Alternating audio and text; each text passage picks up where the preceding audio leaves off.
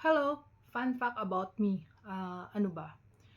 Kind, faithful, thoughtful, and generous. And ano pa ba?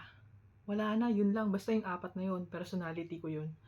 And syempre nakadepende pa rin sa inyo kung ano nga ba yung aking personality. Kasi kayo naman yung nanonood sa akin. Nakadepende pa rin sa inyo. Basta ako, alam ko, mabait akong tao. And ano pa ba? Helpful. Ayan, helpful ako. Ano pa ba? Wala na. Yun lang. Tapos ano pa? Marunong ako maglinis ng bahay.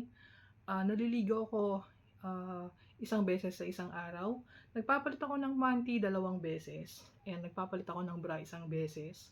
And ano pa ba? Naglilinis ako ng CR bago ako lumabas. And ano pa ba? And syempre nakadepende talaga sa inyo yon kung ano nga ba yung aking personality.